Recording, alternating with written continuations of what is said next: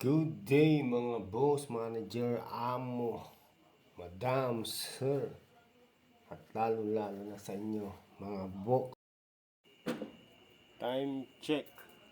Alas 4 na po na madaling araw kami dumating dito sa PTX Terminal ng Cavite.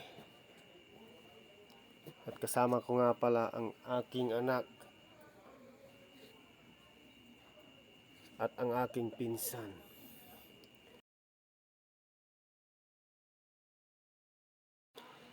At dahil alas 5 pa ng umaga kanina, darating bus na aming sasakyan papuntang Dagupan, ay may 1 oras pa kaming paghihintay.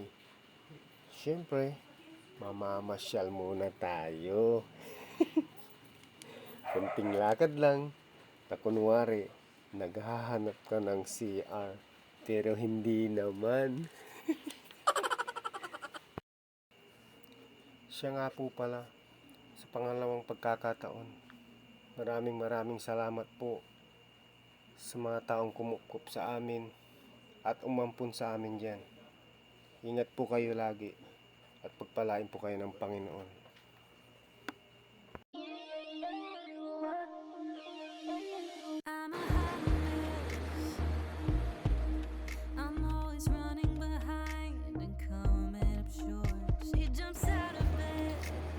Ayan, bakit na po tayo ng bus?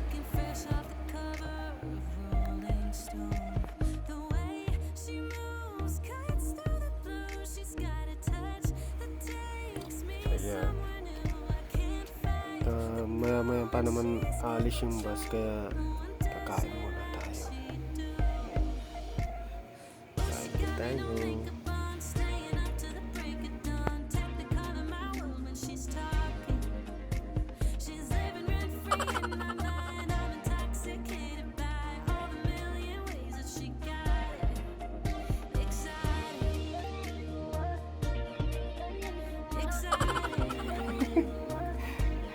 Hindi ko nga rin alam kung kakain ba talaga to o hindi.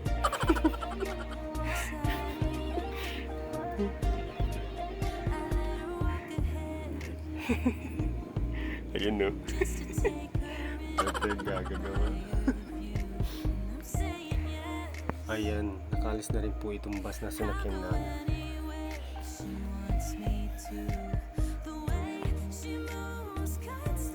Yung dami na rin sasakyan kasi madaling araw na to, mga 5:30 siguro ng umaga. At nakatulog na rin yung nakaihak ko. At ako'y matutulog na rin. Ayun, umaga na nga. Ang bilis naman talaga. Yan o.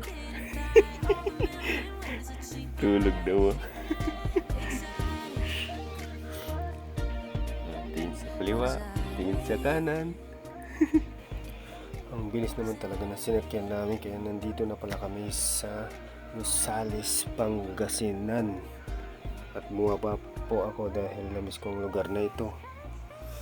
Dahil lagi ako nandito, SM Rosales. Kaya tambay-tambay muna ako saglit. At maya yun na pala. Parang paalis na yung bus na sinakyan namin. Kaya dun muna kayo at ako'y tatakbo. Pasaway eh.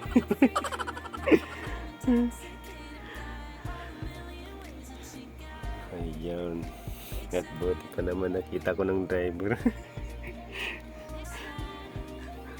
Muntik na tayo dun ah. Yun na, nandito na tayo sa Nansangaan. Ang bilis naman talaga. Sinundo po kami ng papa ko gamit ang aking sports car na sasakyan.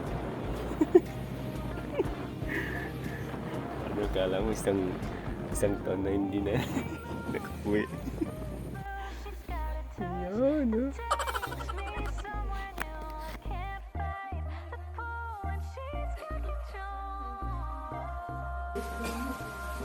Welcome back.